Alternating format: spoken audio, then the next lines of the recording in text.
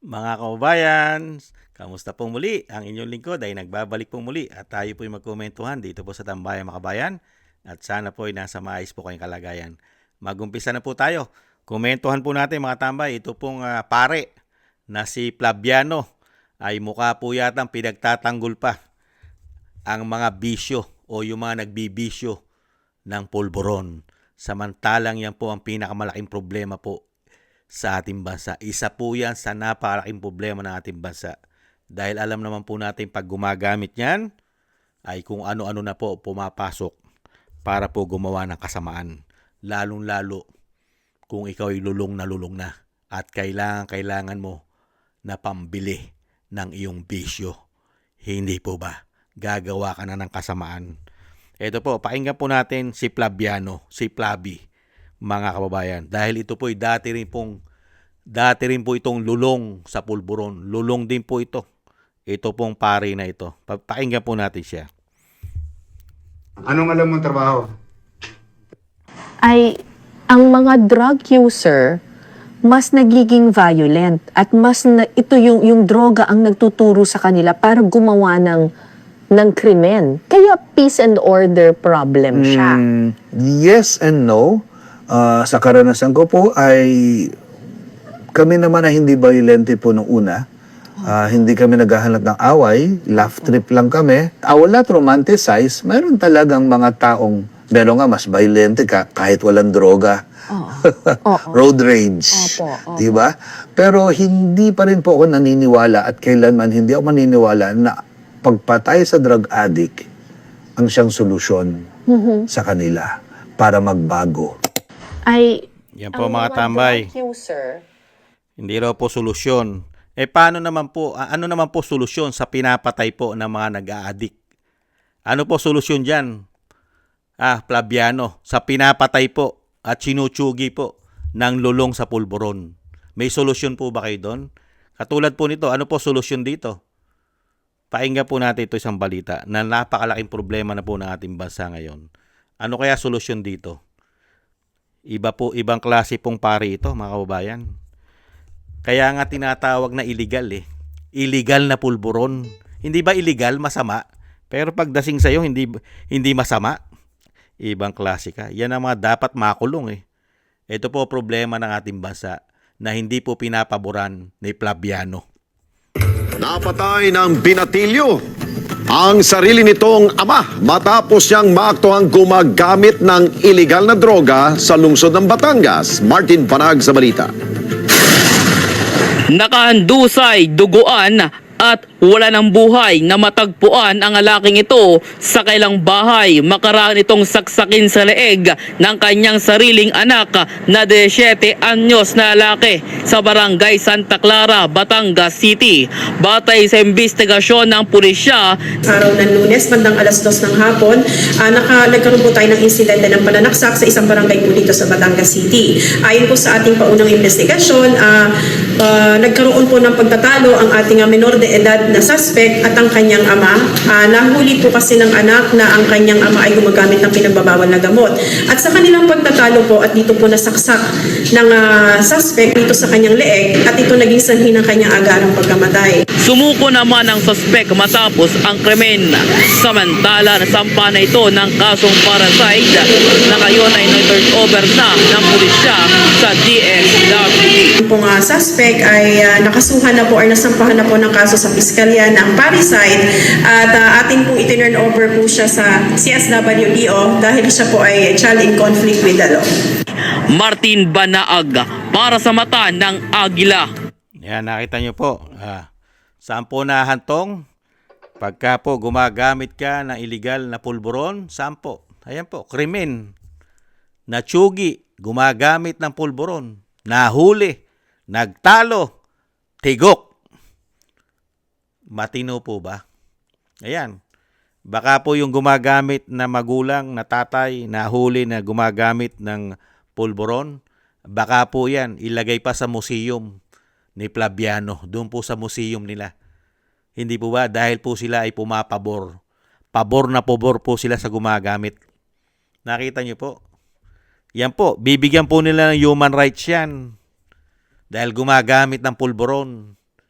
ang tanong natin, yung mga chinuchugi naman po ng mga tao na lulong at halos po, yan na po ang kanila pong kinabubuhay. Yang bisyo na yan. Hindi po ba? Nahandyan na po yung mga pagnanakaw, panggagahasa. Hindi po ba? Karamihan pa dyan, nakikidnap po ransom pa. Hindi ba? Plabiano. Pero sa'yo, ibang klase ka. Ibang klase po ito si Plabiano. Napakasarap po imbestigahan itong tao na ito. Illegal Illegal! Isa kang pare!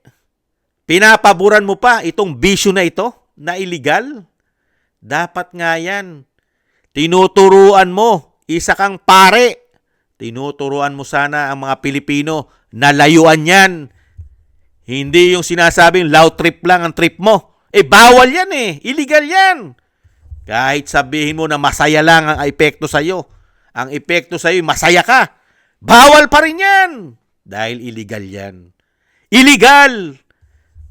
Matindi ka. Ibang klase ka. Ipinagtatanggol mo pa yung mga gumagamit ng illegal. Perwisyo, illegal. Nagiging zombie ka dyan. Nagiging siraulo mo riyan pagka lulong na lulong ka na riyan. Kaya nga ngayon na may epekto sa'yo Hindi nyo ba napansin? Ang katwiran nitong pari na ito ay may epekto na po ng pulburon sa utak. Hindi kaya? Dahil mas sinasang-ayunan pa niya yung gumagamit ng illegal.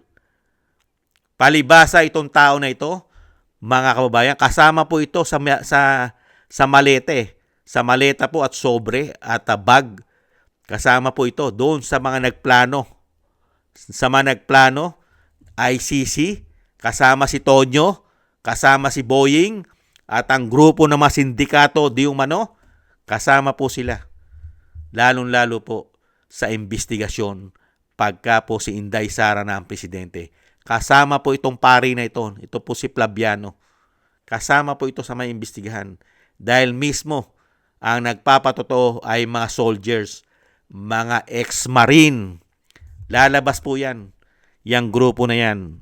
Kasama po dyan yung grupo ng Makabayan Black sa mga maleta. At lalong-lalo pa yung isa, hindi pa congressman, tumatanggap na raw si De Lima ayon sa mga soldiers. Lalong-lalo si Tonyo. Hindi po ba? $2 million. Allowance pa lang, budget ng ICC pupunta sa Pilipinas. Hindi po ba? At yan po, pinatotohanan na po yan ni Boying. Hindi po ba? Kaya itong si Plabiano, mga kababayan, matutuwa po tayo, lalong-lalo po si Kamanong, pagka ito po ay naghimas rehas na. Dahil wala naman pong bitay sa Pilipinas. Wala po tayong bitay mga kababayan. Mas mainam po yan. Doon na po siya magturo o sinasabing magmisa sa kulungan. Hindi kaya, mga kababayan? Yan po si Plabiano, mga kababayan. Ang pare, mampare na okay pat kinakampihan pa. Lalong-lalo po ang katulad niya na gumagamit pala ng pulburon. Kaya po ang kanya pong simpatya ay doon po halos sa gumagamit ng pulburon. Samantalang isa siyang pare, ayaw niyang turuan ang mga naniniwala sa kanya na wag tangkilikin ang masamang bisyo na pulburon. Hindi ba hindot itong pari na to? Hindi ba hindot, mga kababayan? Maraming salamat po sa nagusto po ng ating Tambayang Makabayan sa YouTube at TikTok. At ganun din po sa ating mga subscribers at sa patuloy po nagsusubscribe. At sa ating pong mga kababayan na nagko-comment, like and share. Mabuhay po kayo. Thank you po sa inyo lahat. Shoutout po sa inyo lahat. At maraming salamat din po sa nagbibigay po ng tulong. Shoutout po kay Mila Yi, kay Tatay Nick ng Canada, kay Annie Jo, kay Jem Aris ng United Arab Emirates, kay Eric Hershaw ng Canada, kay Kingston ng Hong Kong, Jake Yahut ng California, USA, Gina Ray ng Berlin, Germany, Julieta Silona ng Sydney, Australia, Baby Roman, Ate Isa ng Cagayan, at si Gay at Chena, Balance Vision TV, at si Jesus Valdepena. Maraming salamat po mga bayan at ingat-ingat po kayo sa inyo pong mga paggawa. At thank you po. At ganoon din po ang panalangin at dasal po natin sa ating pong buong sambayanan at sa pamilya Duterte, ang ating Vice President. Ganoon din po ang dating Pangulo at ang ating pong mga soldiers at mga ex-marine ay maingatan po tayong lahat sa kapahamakan. At madugtungan pa po ang buhay at kalakasan ng dating Pangulo. Maraming salamat po sa inyo po mga dasal. God bless po sa inyo lahat mga kababayan. Tiis-tiis lang po tayo. Bye-bye!